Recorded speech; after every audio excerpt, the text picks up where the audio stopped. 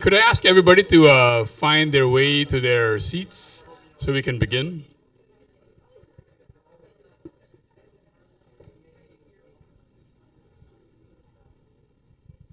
Morning, everyone.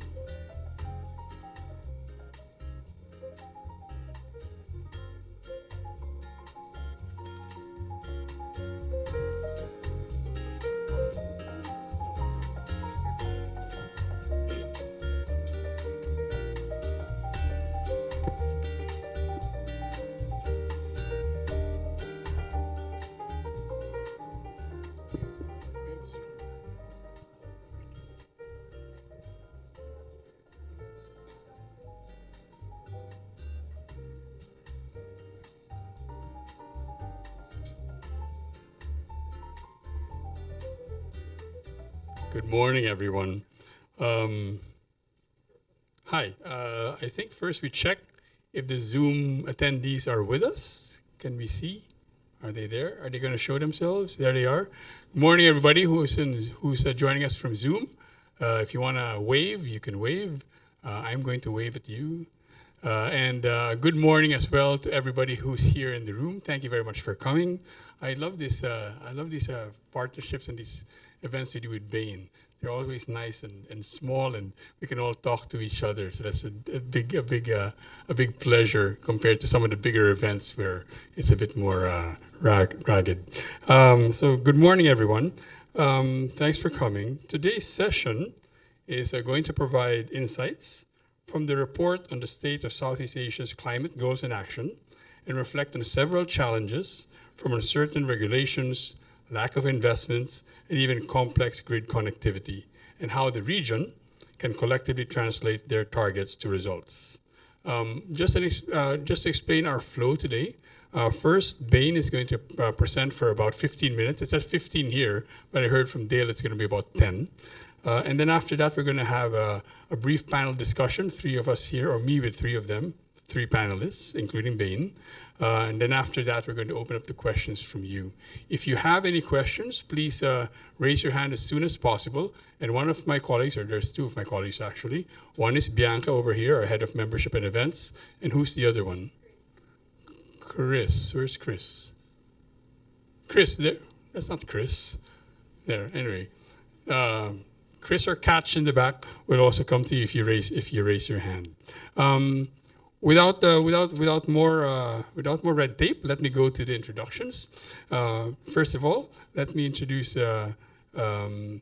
Bain is a leading consulting firm with deep expertise in sustainability. In March 2023, that's this year, they created the Net Zero Navigator. We're going to hear a little bit about that. A platform that can create a decarbonization action plan tailored for specific business cases. And we're going to hear from Bain today, and I'm going to introduce the panelists now, and before we call the speaker to the floor. The keynote speaker today is Dale Hardcastle. Dale, if you could raise your hand. Dale is Global Head of Carbon Markets and Co-Director of Bain's Sustainability Innovation Center. He leads Bain's efforts around nature-based solutions, sustainability, and the decarbonization business in Southeast Asia. Before Bain, Dale spent nearly a decade helping found and build the Asia office of Schlumberger, the global oil and gas equipment and services giant that's working to decarbonize gas production. After Dale gives his remarks or his presentation, we're going to have a panel discussion, and he's going to be joined by two excellent panelists. The first is Scott Roberts. Scott, if you could raise your hand. Scott's over there. Scott is the head of ADB's Southeast Asia Green Finance Hub, which structures ASEAN green infrastructure projects. It mobilizes climate finance and aids capacity building in government agencies. Previous to that, he was vice president at GE Capital's Energy Investment Fund, overseeing emerging markets and strategy. He helped start S&P's energy consulting practice in the PRC. And we're also going to be joined by Genevieve Ding. Genevieve leads sustainability policy strategy for APAC at Amazon Web Services, including facilitating energy and carbon innovation for AWS and working with government officials and other stakeholders on policies for sustainable innovation.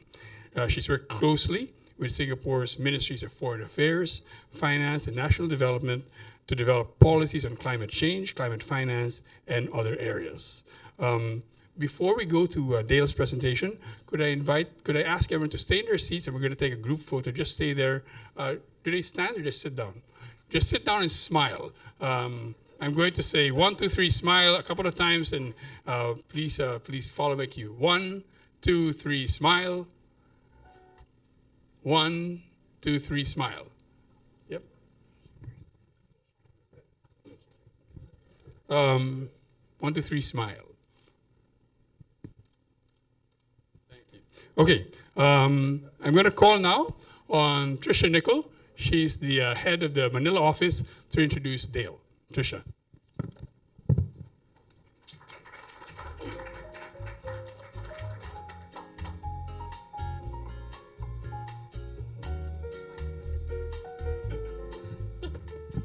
Good morning, everybody. Coco always does this to me. He's already done most of the introduction. But for those of nice seeing everybody who I've known. For those of you who don't know me, my name is Tricia Buenaventura Nicol. I'm the office head for Bain Manila.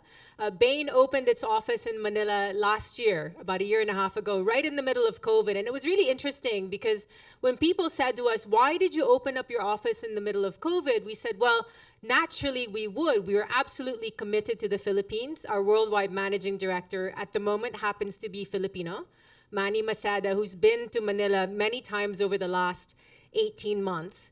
And we're very excited to be here bringing many of these topics, such as sustainability, to the Philippines. So for those of you who haven't been to any of our partnership sessions with MBC, this is our latest in a series of sessions. We've had some on Philippine competitiveness. We've had some on talent management, the future of talent. We've had on digitalization, the future of customers, generative AI. And so this is the latest in a series of that. And just, again, in terms of context, what we've done is bring in a number of speakers similar to Dale, who have specific expertise for us in the region. And the benefit for that is, in order for us in the Philippines to have a dialogue which allows us to look a little bit more regionally, to look at it globally in terms of the topics that we see that are pressing with many of the global CEOs. So interestingly, sustainability is a topic, and we talked about this before. If you look at it globally, it is top 3 on any global CEO agenda outside the region, in the US and Europe. And interestingly, when we looked at this topic over the last several years, it's not a topic necessarily that is completely top of mind. So it's really, really heartening to see a room this size with this much energy. We were just talking about this earlier, this much energy on this particular topic. So we're very pleased to have Dale here. Dale is a partner in our Singapore office. And as Coco mentioned, he is the head of our sustainability practice. He's a co-director for Global Sustainability Innovation Center in Singapore. And this is one that we're very proud of at Bain. It is an area where we feel, not only from a company standpoint, for investors, for sovereign wealth funds, it's a topic where you can go beyond just design and go to how we actually implement many of these things. So with that, very pleased to have Dale. Thank you for coming to Manila, and look forward to the presentation and panel.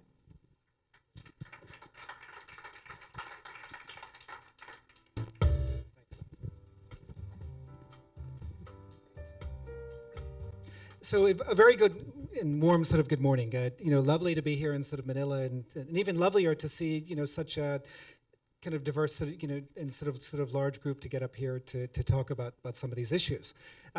As Patricia mentioned, as we kind of think about sort of sustainability and climate change and the energy sort of transition and the wider sort of issues around that, they are very much front and center if we look at the global agenda with many of the companies that Bain works with around the world, whether they are kind of investors, corporates, regardless of what sector that they're in today. It is extremely sort of important. And in some ways, as we sort of think about our sort of region here and being in the sort of Philippines, they are extremely sort of critical questions as well for the region. That, as we I think know well, here in the Philippines, we are on the front line of what's happening with sort of climate change, and whether it's sort of typhoons or sort of issues around the livelihoods of smallholder farmers and many of the sort of sectors that sit in between us, it is very sort of existential sort of issues for us and the like. And if we look at Southeast Asia sort of more broadly and what's sort of happening over the sort of next decade, Southeast Asia and what sort of happens here is quite critical for the world. We have a really sort of dynamic region that is both being on the front lines of being sort of impacted by things that we see happening with deforestation and sort of land use change. We have a dynamic and sort of very sort of burgeoning and growing sort of middle class and the need for sort of more energy and other things. And we've made a lot of investments in things like sort of coal and other sort of infrastructure, which of course is quite critical to be able to drive that economic growth forward. So the decisions we make and the way we move forward has a lot of implication for the country, for the region, and the broader sort of world agenda. And what I wanted to do today was to share a few sort of perspectives on some work that Bain has been doing over the last sort of few years around these issues, to kind of frame a little bit where we stand in that sort of journey as a region. Some of the challenges that we see and what that potentially means as opportunities or challenges to take on as we look at our sort of position here as sort of companies, as a country, and the like. So to start, maybe just to kind of set up a little bit kind of the context for some of the things that we're going to sort of share today.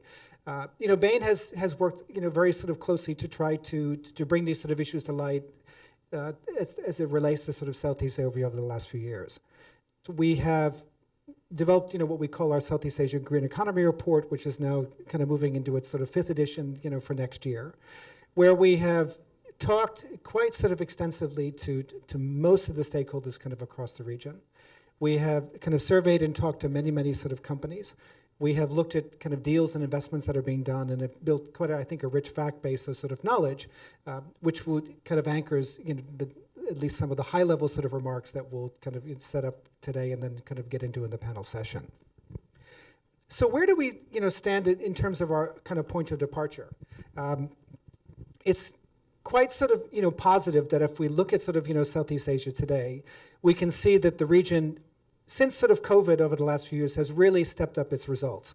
But in some ways, we're kind of at the moment where the rubber is meeting the road as we sort of seek to translate those promises into results and sort of impact and investments.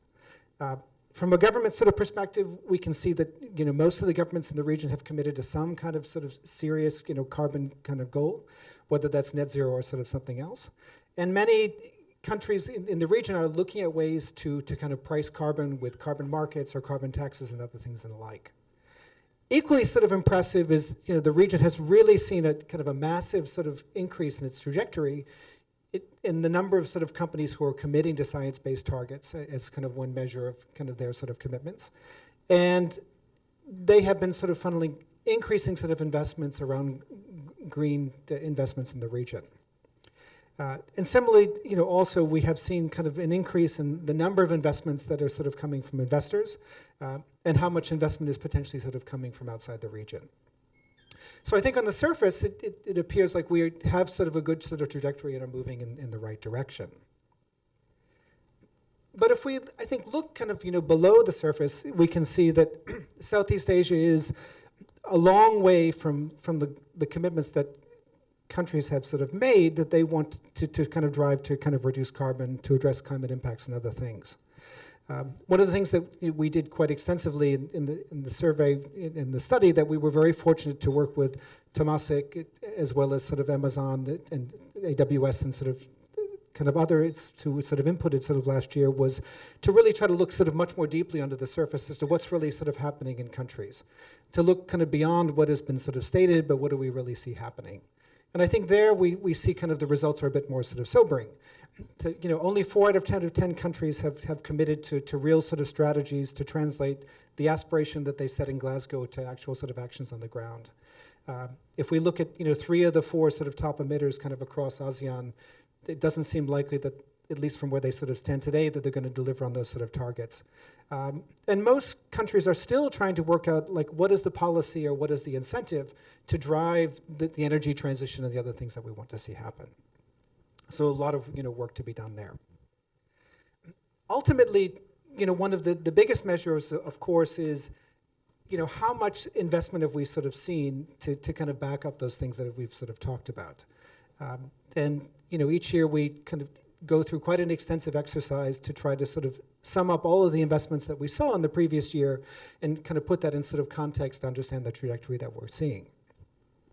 So if we look at what's happened, about something on the order of $17 billion of dedicated investments that we can allocate to the green economy have been made since 2020, and 30% of that was committed since in 2022. But that actual number was down sort of slightly from what we saw in sort of 21. So surprisingly, despite everything we read in the paper and all the talk about renewables, the actual sort of capital that's being sort of committed has slowed slightly.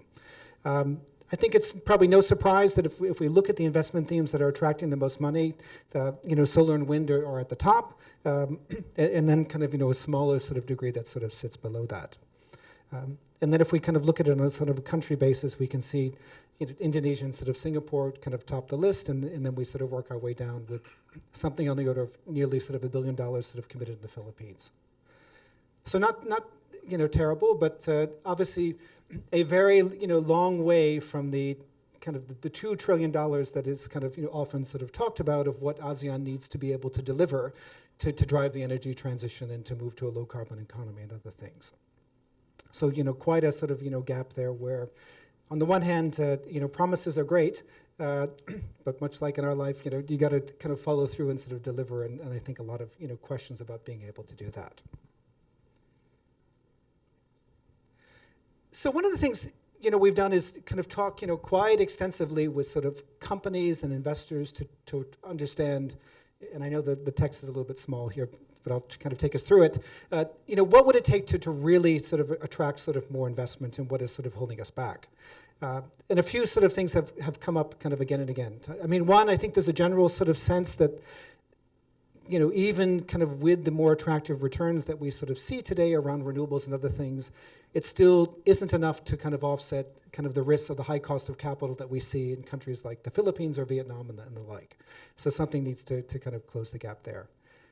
I think probably the biggest thing that has come up kind of again and again is a desire from companies and investors to have more clarity around government policy and how they're going to move forward as they think about the energy transition, translating their targets to sort of action. Again and again, I think hear that there's no shortage of capital from international investors or local ones to invest in mobility or renewables or sort of other things.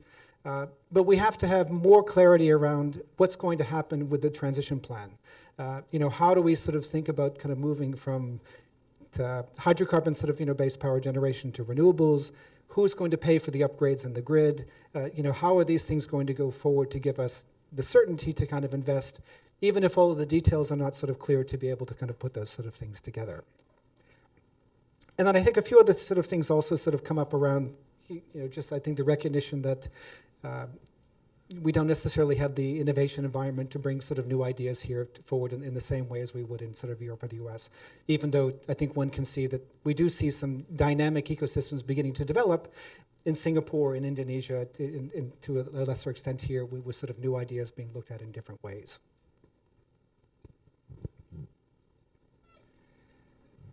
So one of the things that we did was to step back and try to sort of understand, what can we do, or what do we need to do to be able to deliver on those near-term targets?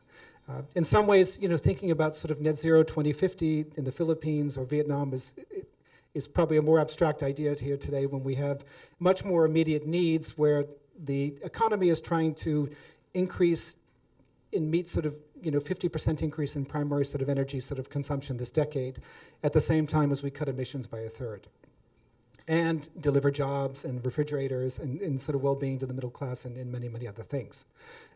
So what we did was kind of step back and kind of look at, what has the region sort of committed to in terms of its emissions reduction? And we'll see that, emissions are set to sort of almost sort of double this decade versus kind of the business as usual case that was in 2019.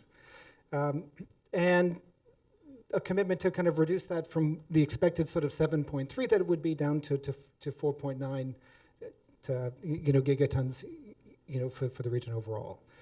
I think what matters here is kind of looking at sort of all the details is that really I think, two things sort of stand out that will help the region be able to deliver its goals. One, there's a high expectation that something material is done as we look at kind of the nature and sort of agricultural sector. The expectation that we will kind of halt deforestation and begin to sort of address kind of those elements to kind of reduce a significant amount. And then kind of above and beyond that, through more sort of investments in electrification, renewables, and sort of energy sort of efficiency and sort of conservation, we can move us a long way towards the goal of delivering those sort of short-term targets. Now that, of course, doesn't address the bigger sort of long-term challenges post sort of 2030, but at least in the near term, they offer, I think, some pathways in terms of where a government's going to sort of focus, where's the low-hanging fruit, and how might we be able to address that. And I think that is kind of also, where, we see that there's a need to sort of, focus, is really trying to look at, where is the sweet spot between, things that are here today that we know will deliver very sort of, high impact in moving us forward to decarbonize, versus, what can be sort of done kind of here and now versus in the future. I think we all sort of appreciate that there are sort of new ideas like, or old ideas that could be new again in the Philippines, like nuclear or developing, hydrogen or sort of other things, which, might have sort of longer time horizons and could deliver a big impact. But ultimately, I think as sort of companies and investors, it's more, what do we think could deliver a bigger sort of impact today and the like. And I think here, we see and sort of stress a few different sort of ideas around that. Perhaps looking at sort of opportunities to sort of invest in renewables, as we would expect, promoting sort of energy efficiency. I think looking at sort of opportunities around EVs and two-wheelers, where there are sort of obvious business cases to be able to do that today, even if maybe four-wheelers are more sort of complicated, and a variety of sort of, other things, even considering the possibility of kind of early phase out of coal and the like. So I think, we really have sort of tried to stress the desire to focus on things that are sort of shorter term and have more of an impact today versus tomorrow. And I think one of those areas, where I think the Philippines is sort of interesting, despite maybe some of the complexities we can talk about in the panel, is in renewables. Clearly, the Philippines and wider sort of ASEAN has very sort of ambitious goals in terms of what they want to deliver. And there's a very sort of large pipeline of potential renewable projects out there that people want to bring to market. But ultimately, many of these are today sort of stuck in kind of the planning stage or waiting for approvals and other things. And being able to accelerate that, could go a long way towards delivering some of our goals. And one thing that to me that was interesting is, if we look at I think the Philippines versus other countries, very often, at least in my sort of discussions here, there's a perception that many sort of countries are ahead of us in being able to move some of these ideas forward.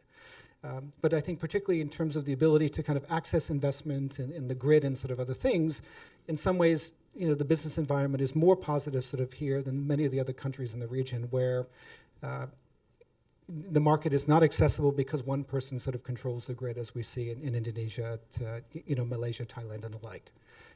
Yes, probably things need to be looked at in terms of the tariffs and the economic sort of returns, but at least the ability to go forward and do things is more sort of accessible here in other countries than perhaps we see elsewhere. So maybe trying to bring all this sort of together with a few sort of thoughts and set up the panel. I think one, from our perspective, is if we look at kind of the region overall, there's an expectation that, given the complexity and the challenges that we sort of have kind of briefly sort of summarized, it is going to be a long sort of transition over the next sort of 2 decades as we think about how we move from the current sort of environment to kind of a greener one and the like. And the ability to think about that transition is going to be important. I think second, governments, whether it's, I think, sort of here or kind of across the region or even across the world, are struggling sort of today to figure out how do they sort of, close the circle? How do we sort of deliver those targets as we sort of move from kind of a national ambition down to sort of industries and sort of other things? And how do we sort of put that together? And I don't think that they're able to do that alone, and kind of collaboration between government and regulators and sort of other sort of officials is going to be very important to plot the path and sort of take that forward. And then I think similarly, many questions around kind of funding and sort of innovation that need to be sort of thought about, which I guess, frames a few sort of, questions as we think about things here of, what is the right way to think about that model for sort of government and business collaboration to plot the pathway forward on an industry level, on an incentive level, and other thing over the next sort of few years. How to sort of think about the transition in energy as it relates to renewables and what's going to happen with declining domestic gas production, the need to bring more expensive sort of LNG into the market potentially. I think an important sort of question sort of midterm around sort of China and the desire from many Chinese companies to start to sort of export the green industries that they have sort of built over the last sort of 2 decades, whether that's in batteries or EVs or two-wheelers or other things. And of course, I think the Philippines is very much on the front line of where those companies might sort of seek to sort of come, given the close sort of geographic proximity. And then lastly, ultimately, there do need to sort of look for sort of opportunities around innovation and where that sort of may exist. And probably, the real sort of, sweet spot as we look at things from a business sort of perspective is, given all of the sort of questions that we see around government policy and direction, where are there sort of opportunities to sort of invest and do things sort of today, where we can move the needle forward and sort of drive growth and sort of opportunities that are, independent of the need for government policy action, which may take more time. So, despite I think some of the challenges, there are definitely sort of opportunities. As Bain, we really sort of see sustainability as both a shield in the risk that companies need to manage, but even more importantly, one that offers great opportunities for sort of growth if and where we can find the right sweet spots, with our customers and our markets and our industries. And with that, maybe I'll end our sort of concluding remarks and we can move into a wider discussion and take some of your questions. Thank you.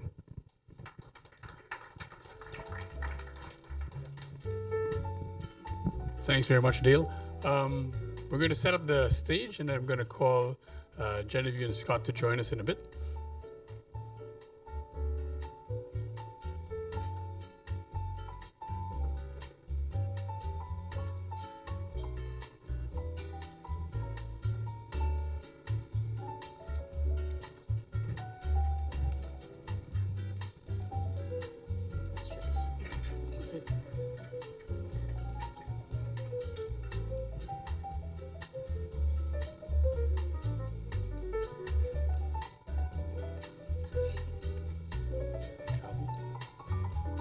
Okay, so could I ask Genevieve of AWS and Scott of ADB to join us here in front for our panel discussion?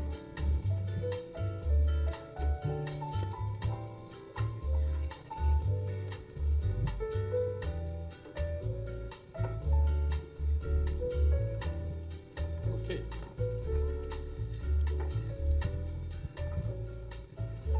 So,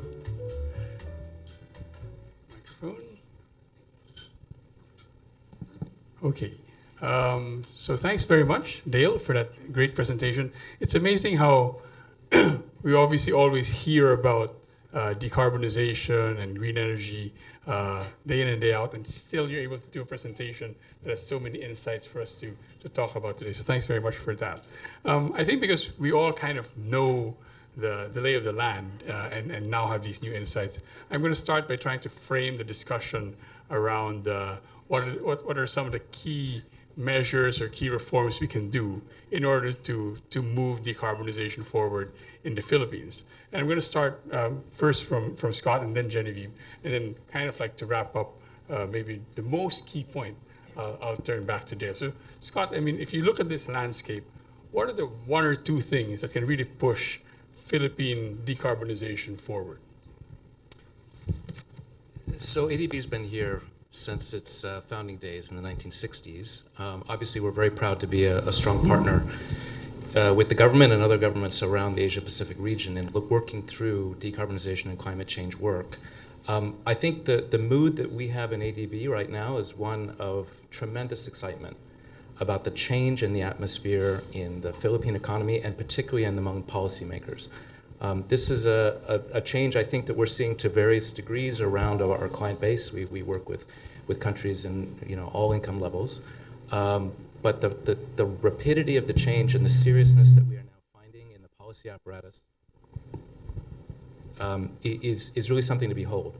Now, that isn't to say everything's in place. I think the optimism comes from the fact that things are falling into place. And many of you in the room will be actively engaged in those discussions with government. But a few reflections. One is that we're seeing in the financial sector an awareness and an appreciation for sustainability as a business opportunity.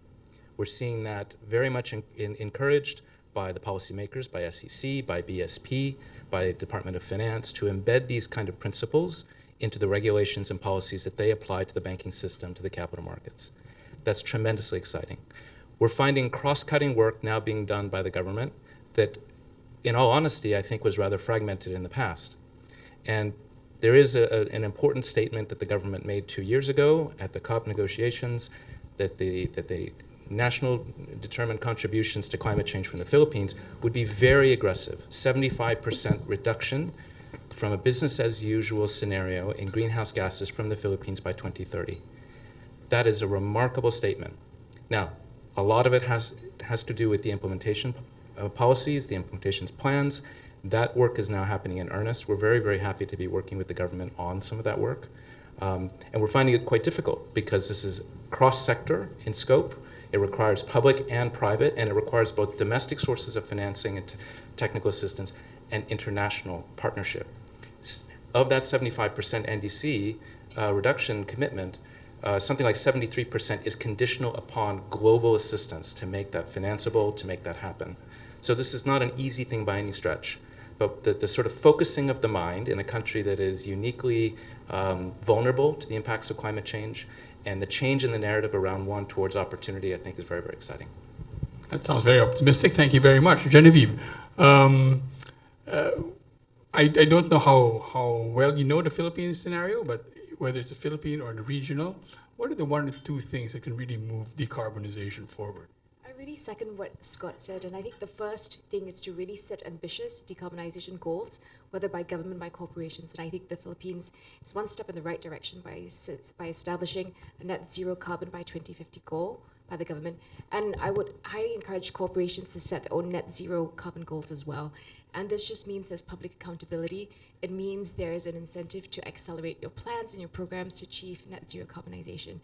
And at Amazon, we also have our net zero carbon goal. By 2040, we were one of the co-founders of the Climate Pledge, which is to reach net zero carbon by 2040, which is 10 years earlier than the Paris Agreement. And we are trying to get a coalition to join us in this. So currently today, we have over 400 signatories across 55 industries from 30 over countries. And just this past year and last year, we've been starting to get companies and our customers in Southeast Asia to sign up to this climate pledge as well. We have companies such as VinFast in Vietnam who signed up. Grab is one of our biggest customers, and hopefully it will sign up to the pledge as well. And this is really setting up a community of corporations and companies and leaders in the field who are committed to achieving this and sharing knowledge and technology and working together on initiatives to decarbonize. So this is how you can leverage the strength of community with one common goal, and I think that's super important. So having established commitment to net zero carbon, I think, is the first step. Secondly, of course, leverage the private sector in collaboration with the government, and I think that is critical. At Amazon, we work very closely with industry partners to, for example, unlock or increase the pie for renewable energy for everyone, and this includes organizations such as the Asian Clean Energy Coalition, which we're also one of the co-founders of. But there are other organizations out there. For example, RE100 is a global leading association that commits companies as well to that target. And I think the third point that I wanted to bring up was to make sure that there's an intersection between decarbonization and community benefits. And I'll speak a little bit more to this later. But I think if you get your incentives aligned between decarbonization as well as creating growth opportunities for the people in the country, that is so key to getting on-the-ground support especially when it comes to nature-based solutions. But it also means that your people in the country see the benefit of decarbonization, and it's not as remote a concept, it's not as theoretical a concept, because they can see the impact on their livelihoods and their lives. Thanks.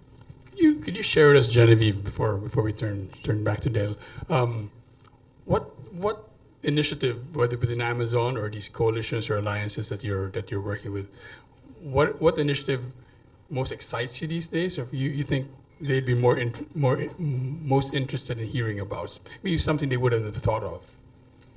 Sure, I can speak about the role of technology in driving decarbonization. I can speak about that now. At Amazon, we view decarbonization through three main perspectives, right? First is sustainability of the cloud. And this means making our operations and the way we work as efficient as possible. So focusing on energy efficiency. And this stems from a whole range of things, down to the chip level, where we custom make our own hardware, right, to maximize efficiencies and operational readiness. But it also means that we are looking at things across the facility as well. So we use low carbon concrete and green steel in many of our data centers. We also have a water positive goal. And we are trying to make things as efficient as possible. As you've seen in the past decade, there has been an exponential increase in demand for digitalization. And people think, oh, there's probably a contradiction, or they're counterproductive. Digitalization necessarily means increased energy demand, right, which will lead to increased carbon emissions. We actually think it's the opposite. We think they're mutually reinforcing, because digitalization can actually accelerate the sustainability innovation process itself. We've seen, despite the exponential growth in demand for digitalization in the past decade, International Energy Agency report has shown that the energy demand from data centers has actually remained essentially flat from 2010 till now. And this is in large part due to the huge energy efficiency gains from research and innovation. Right, so that's one. But what I'm most excited about is actually the role of technology in accelerating the sustainability innovation process itself. Through cloud-enabled technologies like AI, ML, Internet of Things. And we see that technology has been able to transform entire sectors and the grid itself. So if we look at the energy sector, which is what we're talking about today, we'll see examples like Vector in Australia and New Zealand, which uses IoT and machine learning to increase the efficiency of grid management, but also to ensure better integration of renewable energy into the grid. An example I'm really excited about is Greenco. It's an energy solutions provider in India. They have 7.5 gigawatts worth of installed capacity across the assets in India, so huge. And this comprises solar, wind, and hydro. And they're using Internet of Things and remote sensing to actually get real-time data, which will allow them to dynamically manage the demand and supply of renewable energy across the assets.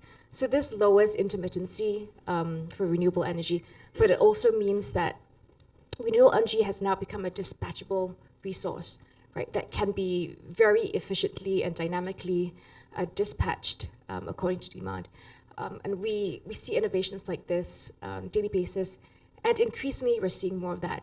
We'd love to see more of that in Southeast Asia, and that's what I'm excited about. Thanks so much. Quite amazing that, if I understood you correctly, data centers are not producing more emissions than they have been over time because of those efficiencies? Yes, generally. This remain generally flat. That's quite amazing. Dale, just to kind of maybe recap or highlight your remarks earlier, what are the one or two things that could really push decarbonization, whether in the Philippines or in the region? Sure. And maybe my one item builds nicely on the comments from my fellow panelists as well, which would be specificity. I think there's really kind of a strong sort of desire from investors and sort of companies to have more clarity, particularly around specificity as to what is the likely transition pathway in the short term as it relates to policy and other things. If we look at, for instance, kind of the kind of the energy sector, and particularly power sort of here in the Philippines.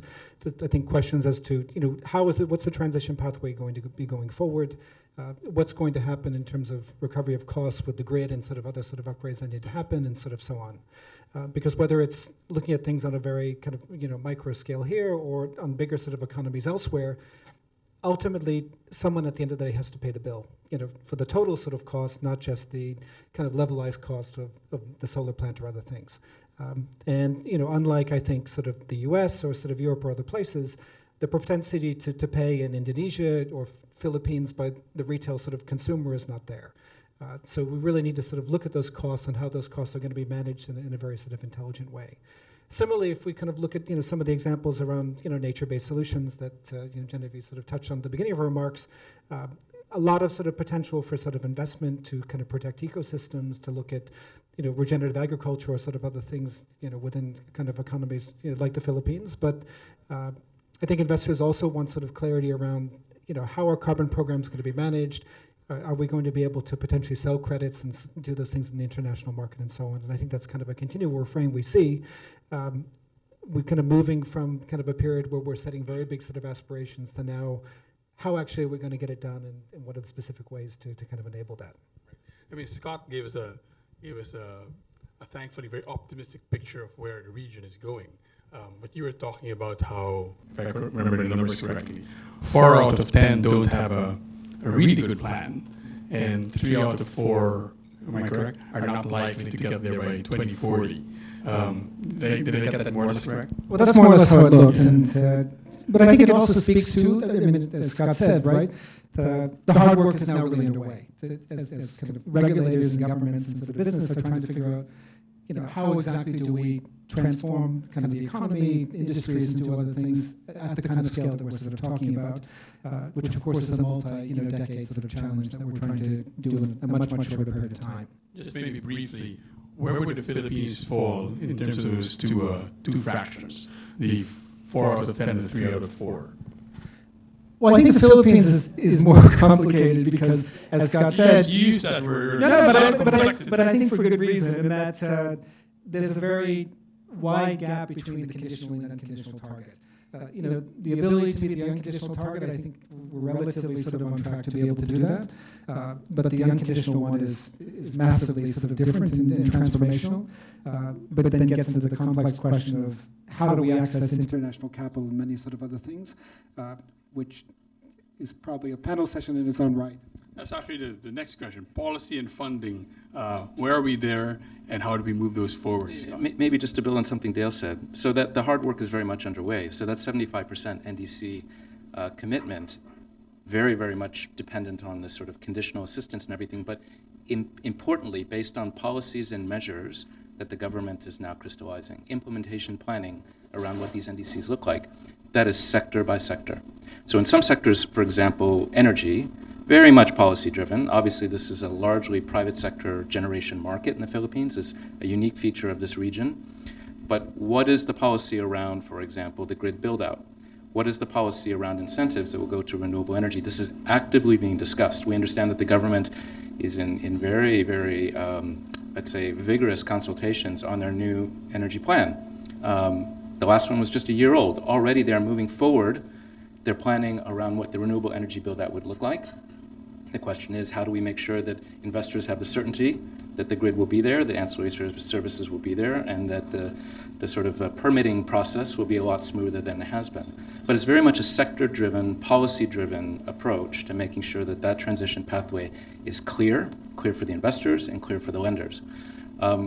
Other parts of the economy are very much private sector driven in how they will implement it. Agriculture, for example. Huge opportunity for emissions reduction in agriculture. But that's going to be driven hugely, again, by the private sector. It's going to be farming systems. It's going to be the application of renewable energy in plantations. It's going to be applying new practices to livestock management. This can't be large ticket planned. This is going to be incentives at the policy level and then carried through by private sector players in a very fragmented market. Transportation, big ticket projects. It's going to be the rail systems to a very large degree. 90% of the emissions in transportation in the Philippines is from land transportation. So it's going to be metros, mass transit. These are very large ticket, government-driven projects. That maybe electric vehicles to some extent could be something that scales up over time. We're very encouraged by the government starting to consider the proportion of the fleet it would like to have under electric vehicles. We've seen considerations of perhaps 40% of the vehicle fleet by 2050. That's quite aggressive, and other markets have kind of made that happen. But again, it's going to be very much policy driven. But that work is underway. And again, we're privileged as a partner of the government to watch these dynamics and see for the first time a bit of a cross-cutting approach, multi-sector, well-coordinated, and now active discussions with the private sector and with financiers about the way that they can crystallize that into the specific plans that you're talking about. I think the last comment I'll make is that, ultimately we're a bank, and we bank both governments and we bank private sector. In the Philippines, it's largely governments, but also some private sector players. What we've noticed from being on both sides of that discussion is the importance of certainty and making sure that transition pathways are not vague and several years forward, but scaled to the appropriateness of the tenor of the lending, which in infrastructure is usually 10, 15 years. So that requires, I think, a very long time scale, a certainty that the government from one administration to the other will carry these policies through, and that will be reflected in, for example, projects that take a few years to play out. We're seeing that that's now a feature of the PPP market in the Philippines, which is terrific, and that banks are also beginning to take that long-term view and price it into their lending. Great, thanks very much, Scott. Genevieve, you gave us some very great concrete examples. If I ask you about policy and funding, policy of the government, obviously, and then funding that's available, how does that play into these executions that you see yourself and the people the companies that you work with? How does it factor into their execution? Maybe I'll speak a little bit to the energy sector as well. And I think for companies like Amazon that have decarbonization targets, renewable energy plays a huge role in that. So Amazon has a target when it comes to renewable energy, and that is to power 100% of our operations with renewable energy by 2030. But we're actually on path to reaching that by 2025. This is not easy, to be clear, especially in Asia Pacific, where regulatory hurdles are especially high. There are undue costs, and there's limited availability of renewable energy. So I think when it comes to funding, what governments could do is to really leverage the corporate buying power for direct corporate purchasing of procurement of renewable energy.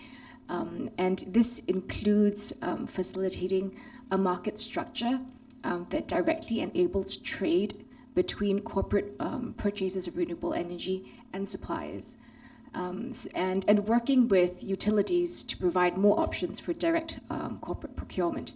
So in the Philippines, I understand that PPAs are increasingly becoming a thing, which is wonderful.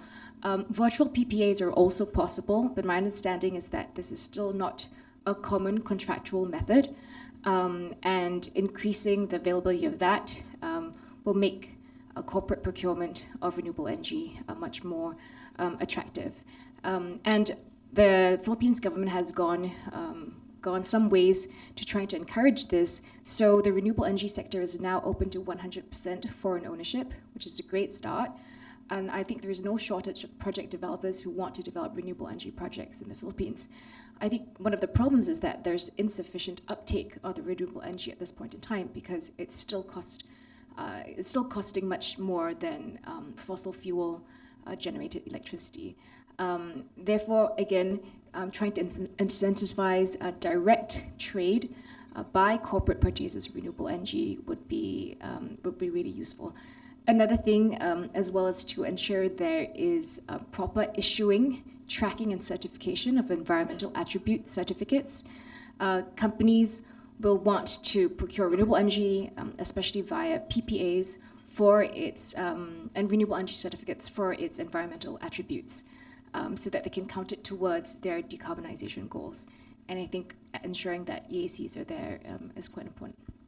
Genevieve, what countries or what countries are doing well in terms of addressing that gap between the desirability of RE and maybe it's still relatively high price? So I'll speak to Singapore. Singapore is very committed to its NDCs, its nationally determined contributions. But Singapore is an island state, so it naturally has very limited renewable energy. They're trying their best to install renewable energy capacity across the country, whether it's on floating solar, PV panels, or on rooftops. But it's still not enough. And the cost of solar power in Singapore is prohibitively high.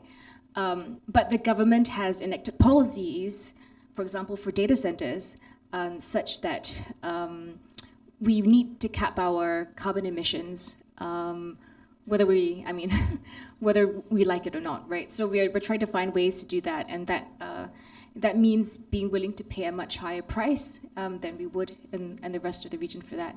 But another way the government is trying to balance the supply and the cost of renewable energy is obviously through the import. The cross-border import of renewable energy. And I think that's something that the Philippines might want to look at, maybe in the longer run as well. There has been approval of import of electricity from Vietnam and the Laos, Thailand, Malaysia grid as well. So Singapore has a target of, I think, importing 30 gigawatts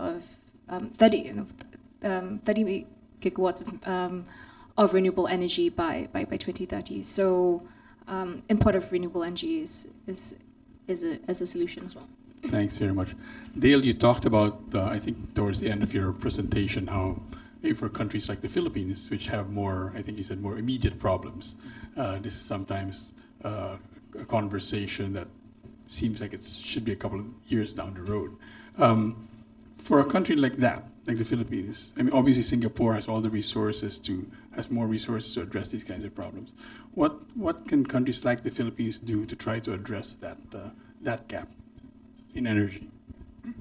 Well, look, I think definitely it's kind of a balance, right? And if we were to exclude Singapore in the region, I would say almost all the countries are grappling with sort of similar challenges over the last few years. Leaders have been seeking to kind of respond to obviously what happened with sort of COVID, but also, just the overall sort of dynamism and economic growth that we've seen in the region, from economies that are one, still quite highly dependent on resources in general for kind of the bedrock of the economy. Two, we've made really sort of material investments in coal and coal-fired generation and sort of other things that can't quickly just be cast away.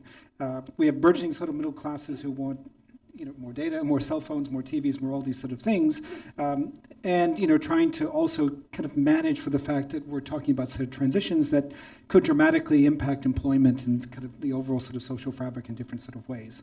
And then on top of that, we need to meet NDC commitments and the like. So I think a lot of sort of competing sort of considerations there. To me, I think being able to think critically around how we balance these things together and have kind of open discussions between business as well as kind of other sort of stakeholders around who pays the bill and how are we going to do it, I think is one very sort of positive step to be able to, as Scott sort of said, map out a pathway that's sort of over multiple years for how we can invest and move that transition forward. I think second is a recognition that, kind of like it or not, fossil fuels are going to continue to remain kind of a key sort of component of the economy, even as much as we want to move quickly. And finding, ways, like in my thinking, to make those industries and what we're sort of doing there as clean as possible. How can we have the lowest sort of CI mining and sort of other things? How can we make sure that the coal plants that we have, we continue to upgrade them to the highest sort of standards, even if they're only going to operate for another sort of 10 years? In thinking, quite pragmatically around, where are the things in the economy that we can sort of put pressure on to meet, things like the kind of the trade-off between, two-wheel versus four-wheel EVs, where maybe we can have an impact much, much faster in one. Others is going to take a longer trajectory to bring in. And similarly look at things like agriculture and the like. Sure. Yeah. Scott, Dale talked about the conversation between the government and the private sector, and you touched on that as well. And you're saying that in the Philippines that seems to be getting more and more robust. Could you elaborate a bit on that and on why you see it, or why you say rather that it is becoming a much more lively conversation? Well, one is just problem solving. So the fact is that the renewable energy share of the generation mix hasn't moved in a decade, despite a very aggressive plan. There is a lot of sort of pent-up investor frustration that we've noticed, and that is beginning to find its way into a receptive government dialogue. I think three areas where the conversation is changing regionally that are relevant perhaps to the Philippines. One is that who foots the bill discussion, particularly when there are externalities that need to be factored into an investment that are not there today. There are incentives that are maybe misaligned. One is a coordination at a country level among different sources of finance around transition plans. This is really gathering steam in a number of countries. The most obvious one in our region is in Indonesia, where the government has looked at a transition pathway for energy and said, we need to coordinate the investment planning around this, and we need to coordinate the investment financing around this. And that has become a global effort, which they call the JETP, the Just Energy Transition Program. Those sort of country-level programs are now beginning to have more and more resonance. Vietnam is taking one up. South Africa has a very successful case. It kind of brings everyone together because ultimately this is not a technical issue as much as it's a coordination issue. The second area where we're noticing a change is being able to mobilize more blended finance. And blended finance takes a couple of flavors. One is where a private sector borrower will be able to have a kind of combination of public and private money in a transaction. A second is at a government level, when there are national programs and financing platforms, it's a blend of, let's say, commercial or quasi-commercial money and some other, let's say, donor money that could be a government donor or it could be a philanthropic donor. In the Philippines, for example, we do this quite aggressively, and we're doing it in the Philippines. Just to give you one story from this year, we approved a financing in Davao for the public transportation system. It's a complete revamp of the municipal bus fleet. It's about a $1.7 billion program. ADB is financing $1 billion of it. But embedded in that, and by the way, this was a project that is using global donor money to some extent to make this an electric vehicle project. So half of the fleet will be EVs. This will be the single largest EV investment program in the Philippines. I think it's the single largest municipal EV program in Southeast Asia. Now, how did that happen? It happened because the government saw a kind of medium, long-term, cost-positive, sort of profitable, when you look at the entire life cycle of the project, opportunity to make in electric vehicles.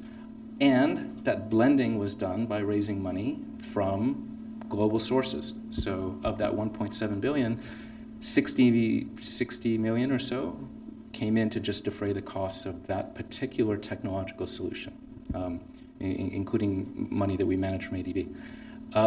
So that kind of blending needs to be something that is scaled up. There are partners of the Philippines that are willing to do that, but it doesn't have to be from the public sector. Private sector players, philanthropies are now getting into the game. That's a huge change from what the market looked like a few years ago. And the last little bit of it is something that you alluded to, is making sure that these transitions are, let's say, aware of the social consequences. In that Davao project, for example, there are a lot of jeepney drivers who are out of jobs. There are thousands of jeepneys that will be scrapped. There needs to be someone who foots the bill for the social cost of that. Again, philanthropic money, government money can come in to support job retraining and livelihood assistance and so forth. But this transition leaves some people behind, and that needs to be factored into the financing. But those three things that have changed, one is coordination, the second is blending, and the third is a bit of justice that's built into these transition arrangements. Those are a very, very fast-moving part of this conversation. We're seeing it now happen in the Philippines. Coordination, blending, and justice. I loved how when you talked about coordination, I asked what was the impetus for that. It is frustration. I guess there's a lot of that, and then it's a good thing it's finally coming to. Maybe the audience can share their view. I would love to. We're going to ask them to raise their hand. We're going to actually turn to the audience now. I think there's a couple of questions out there. I have a few more, but we'll turn now in case there's questions from the audience. When you stand up, please introduce yourself and tell us, and begin by telling us how frustrated you are. Yeah, okay. Good morning. I'm Elmer La Peña from Testec, and quite a few questions in my mind or thoughts about the discussion. First of all, I wanted to just ask, why is the Philippines not the signatory to the 2050 net zero target? I think it's the last in your report, together with Myanmar in the region, right? So why? And if we become a signatory, how is it going to change what we're already doing? We are now 35% RE in the Philippines. I think there's a lot of countries in RE in the report. That are about 35, 39, about the same range with the net zero target. So is it going to make a difference, and how? The other, I might not have a chance to talk again, so please allow me. I know there's a big demand for the mic. The other discussion around that is, the WEF and everybody's talking about converting to REs. And I know companies in the Philippines that are 100% net zero, okay, easily, because they just sign up with the RES and they agree to pay the higher rates, right? Now let's just assume that every company in this room decides, let's all do it. Will we have enough RE capacity? The answer, I think is that we don't. We will never have that. So is it the right solution for us? In other words, are we going down a path that will never be achieved? And the other thing is, IEA also says the global demand has to be reduced by 3.2% by 2030 for us to make our targets happen. At the rate we're going, I'm not sure that that number is still the same. But the point is, are we actually optimizing? There's a nice statement made about making industries as efficient as they should be. Okay, I'll give a concrete example. There's an ice plant in the Philippines that makes ice for 1 peso and 20 centavos to 1 peso and 40 centavos per kilo. You buy it in 7-Eleven at 30 pesos for 5 kilos, right? That's the actual cost of making ice. In China, it costs them 80 centavos to make 1 kilo. So, in the Philippines, we have the Department of Energy coming up with these awards for improvement in energy efficiency. And they say that if you attain 15% reduction, you qualify for some financial incentives. Is that 15% from 1.2 pesos per kilo or from 80 centavos per kilo? See, the question is, do we know what our specific energy targets should be? Let's say for a data center, you say you're not adding, but how much are you spending for that data center? What's the best we should all know about that. And then we can truly say whether other data centers should do better and fund that investment. Thanks, Elmer. Thank you. Elmer didn't directly say how frustrated he was, but I can sense it. As Dave, as the newly minted spokesman of the Philippine government, why are we not a signatory? So I was going to see if Scott knows the answer to that question, because I personally don't. Yeah. No idea? No. Anybody might have a guess? Why? No? You have friends in the government? Tell us. The second question, I guess, of Elmer was, how realistic are these goals and these objectives? Well, look, I think Elmer's comment gets into the much more thorny and complex issue of carbon accounting, and the fact that I think as a world and as industries, we have only begun to, I think, to really get into the detail and understanding of the science that needs to go behind that. Financial accounting standards took many, many decades to sort of develop. I think much more work needs to be done on really getting into the nitty-gritty around carbon accounting standards, particularly as it relates to relative carbon intensity across industries, across companies, other things. I think this will be a much more sort of important issue as we look forward over the next 5 years, as more of a microscope is put on this, and we begin to think more critically around where can we get the biggest bang for the buck, particularly as we look at Scope 3 emissions and many other things. So I think you're absolutely right. As the rubber hits the road, more attention is going to be focused on what is it really going to cost on a relative basis to drive sort of change in different places, and begin to sort of get into the nuance of the issues that you raise. But I agree, it is a huge problem, and also one that we compare companies in a relative way when when maybe their points of departure and situations are very, very different from an economic or competitive or cost perspective. Thanks, Dale. Genevieve, could I ask you, in terms of this carbon accounting that Dale talked about, how satisfied are you with where you are on that? So before we go to carbon accounting, I'd like to answer the point on data centers and I guess finding a common metrics for comparison, right? So there is actually a metric that we can use called power usage efficiency for data centers, and that's typically been used now to compare across data centers in terms of energy efficiency. But what we'd like to propose as well is to look at workload-based metrics. And currently there isn't an acceptable or a common standard for workload-based metrics. And what I mean by workload-based metrics is utilization rates for your service. So I'll come up with a couple of analogies. It's like driving a private car versus taking public transportation, right? And with hyperscale data centers, it's like taking a public bus. You can carry much more load for the same energy use as you would with a car. Another analogy would be like a sock in a washing machine, right? It doesn't matter. You turn the washing machine on once and it's using the same amount of energy and water, whether or not you put in a bucket load of laundry or whether you put in a sock.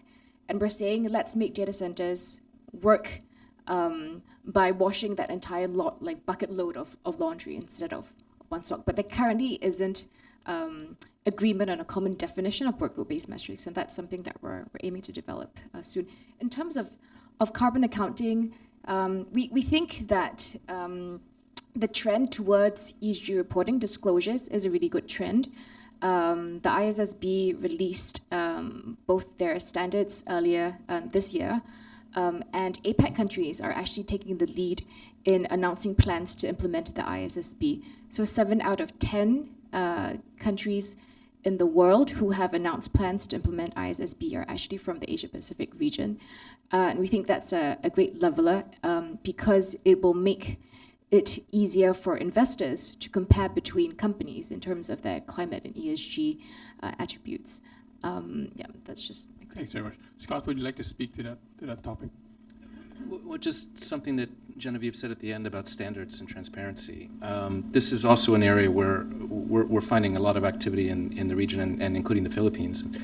Applying common frameworks and definitions to the financing modalities. And this is important not only for firms that want to report to meet standards of disclosure or to say to their investors that they have certain ESG objectives that are being met in a way that is transparent and verifiable and that gives them confidence, but also to those investors who might be financing this, particularly through capital markets. In the Philippines, for example, a few years ago, a transaction I was involved in with the Aboitiz Group was to do the first climate bond in Asia to refinance 2 geothermal projects, Tiwi and Macban plants here on Luzon. And that was applying an international standard of verification around what the climate benefits of that particular transaction are, and then reporting on that basis with third-party verification. It's a very, very powerful signal to the market that these are trustable transactions. We're finding that more and more being adopted by issuers in the Philippines, including the Philippine government, now applying sustainability-linked frameworks, the participation of the SEC into the ASEAN taxonomy for sustainable finance. These are all to give certainty and predictability to what is being financed. And that allows some kind of trust that these are projects, these are transactions that have strong climate or other social benefits. Thanks very much. We have time for 1 or 2 more questions. I see one up here. Please introduce yourself. Hi, my name is Andrew Escalera. I'm from Pasodeco, and I am super sick of how polluted the Philippines is. It's really, really frustrating. So I guess my question to you guys is, how can we find companies and service providers that will offer solutions that can help us reduce pollution? Do you have a list? Is there some sort of group? How can we patronize and bring in companies that can help make the Philippines a cleaner place? You do a search on Amazon.com. Is there some kind of list like that? How does a company out there find the resources to help them? One way is to join the Climate Pledge, and then you immediately get access to a community of other corporates who are facing the same problems and challenges and can work together to innovate. I represent Amazon Web Services, the cloud services part of the business and not the consumer part. But what we're doing in terms of reducing pollution is by reducing waste, right? So we reuse, recycle, and repurpose electronic, we call it non-waste or used electronic equipment. We have reverse logistics hubs around the world. We've set up a reverse logistics testing hub in Singapore. And we are actively advocating against things like the Basel Convention, proposed changes which would mean that there would be a stop to the cross-border import and export of used electronic equipment. So there are initiatives like that, and I think lots of other companies are involved as well. I'd like to second Scott's point earlier on, this is separate, on creating trust in terms of climate for financing, to assure investors that there are real decarbonization attributes. And I think the role of technology is quite important here as well in verification and MRV. For example, using satellite imaging and using blockchain to ensure that the transactions are recorded, to ensure that the avoided deforestation, afforestation is important. So to your point, we can touch base separately, and I'll get a bunch of associations that are focused on plastics and waste and things like that. Scott and Dale, you have something brief to add to that? Where to go? Okay, next question. You mentioned, I'm June Veloso. I work with a technical working group with DTI that's called the Ecological Industrial Zone. My question you mentioned about carbon accounting. How are carbon, how are carbon credits, or rather, on carbon reduction programs and carbon, or there are two, because most of the things you were discussing are all carbon reduction programs. Yeah. How about on carbon, how about the positive side of carbon, of oxygen creation for that matter? Yeah. There are two programs, as I said, yeah? Carbon reduction, and then you have forestry programs, etc., that are for creation, green creation. Sure. In carbon accounting, how are the carbon credits treated on both types of projects? Dale first. Sure. Yeah, so I mean, we cut across, I guess, a number of different issues, but I think you're absolutely right. We have talked a lot about carbon reduction activities across a variety of different things. Equally important are sort of other sort of activities to around carbon sinks or kind of other sort of activities to protect ecosystems, to promote regenerative agriculture, to capture more carbon in the soil, to restore mangroves, and lots of, I think, other sort of various sort of positive sort of activities that we can do, which are very sort of suitable to the Philippines as well, and the like. So I think, as you kind of saw when I sort of talked about what have governments sort of committed across the region to deliver those 2030 targets, a very significant portion of that is halting deforestation and restoring some of these ecosystems and sort of other things. So I do think there is a lot of sort of interest and sort of potential sort of activity kind of around that. Many sort of investors are, I think, keen with the right kind of regulatory structure and sort of understanding from the government around how these things work to go forward. I know the Philippines has been working over the last few years to put in place kind of a structure to register and record and sort of account for those sort of programs.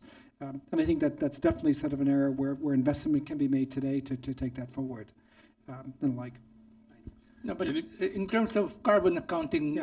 which you just treat it's the same, or one is better than the other? No, so I think both fall under the same scheme.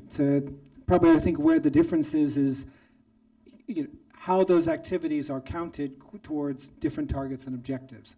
And I think that's, particularly as we talk about SBTI and science-based targets, that's where I think the questions around differences around how those credits are sort of counted come into play.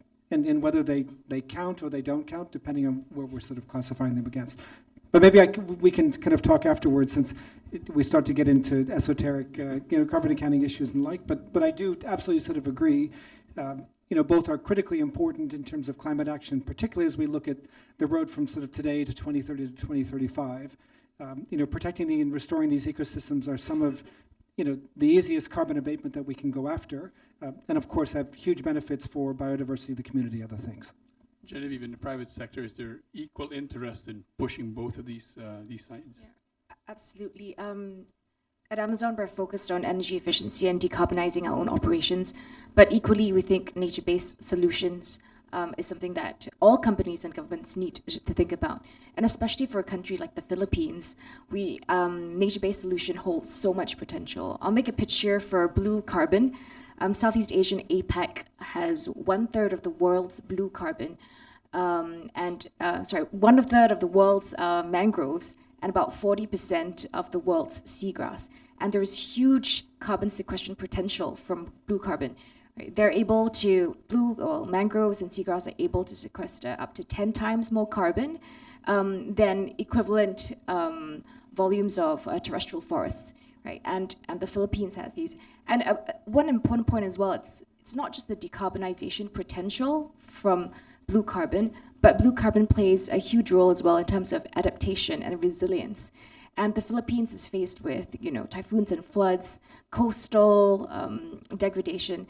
Mangroves play a huge role in ecosystem restoration to prevent floods, to actually catalyze fisheries, which will then translate to flow-on benefits to communities. And I think the co-benefits part of nature-based solutions is one of the strengths of nature-based solutions, whether or not you're skeptical of the carbon abatement potential from nature-based solutions. The International Blue Carbon Institute has just been launched last year at COP. Amazon's a co-funder of this, and I sit on the advisory board. And the Blue Carbon Institute will aim to create and develop systems and advance the scientific research behind blue carbon in order to unlock the potential for the region. So that's a space that I encourage Philippines and corporations to look at as well. Thanks. It's actually a great question to end with, because it kind of closes the loop. Before I ask Scott for his response, could I ask everyone to check out the feedback form? I think you will see on your tables a QR code. If you would be so kind as to scan it with your phone and answer some of the questions we have there. I think we're also showing it over there on that screen. And while you're doing that, I'm going to turn to Scott for the last answer to this final question. Scott. On the carbon accounting question? Yes, correct. I don't have anything to add on those sorry. answers, yeah. Then my last question, maybe to the whole group, is, and we started by Dale talking about how it's great that there are these great goals that we have, but a lot of effort needs to be, but we also realize that especially in this region, that a lot of work still needs to be done. How optimistic are you that we're going to get there?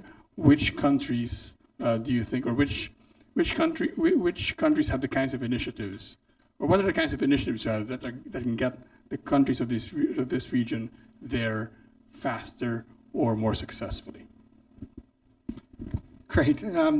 So, I mean, despite many of the challenges that we have talked about, I am very positive and optimistic about the future.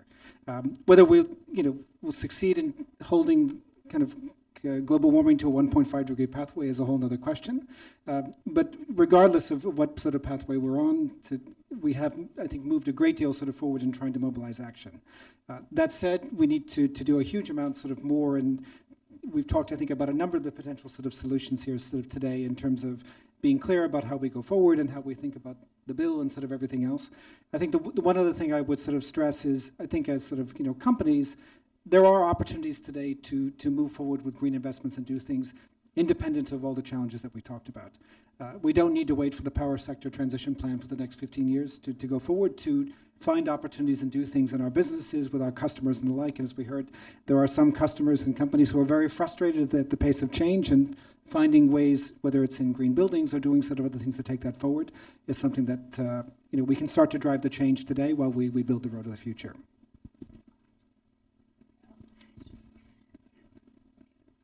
Thank you very much.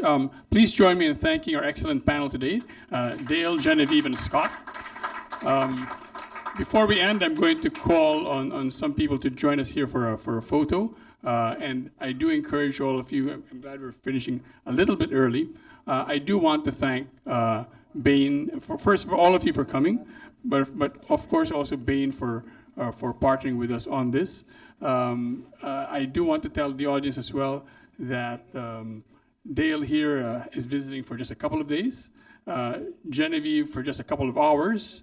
So if you want to talk to them, please reach out. And the one who had the most difficulty getting to Makati, of course, through that highly carbon-emitting EDSA is Scott from ADB. So please take the opportunity after you take the photos to reach out to them. And I'd like to call up here to join us for a photo. Patricia Nicol again, the head of Bain in the Philippines. Jean-Pierre Pellenbach, who is the senior member in Southeast Asia. And could I ask Yuki as well to join us for the photo? Scott.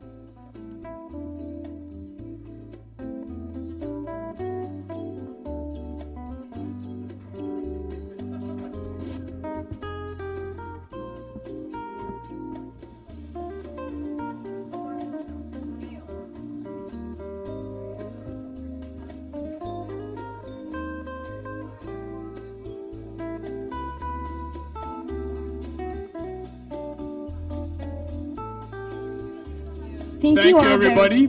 Please enjoy the rest of your day. Thank you all very much for joining us this morning. That officially concludes our program for today, but please feel free to stay a little longer for networking. We'd like to remind everyone to please share your comments and feedback on today's event by scanning the QR code on the screen or the one at your table.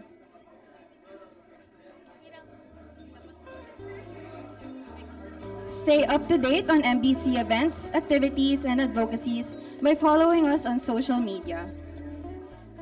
We invite you to join us in our upcoming event on November 29, the Global Leader Session 3 with Sun Life Global CEO Kevin Strain. Good day to all, and we look forward to seeing you again at our future events. Thank you and stay safe.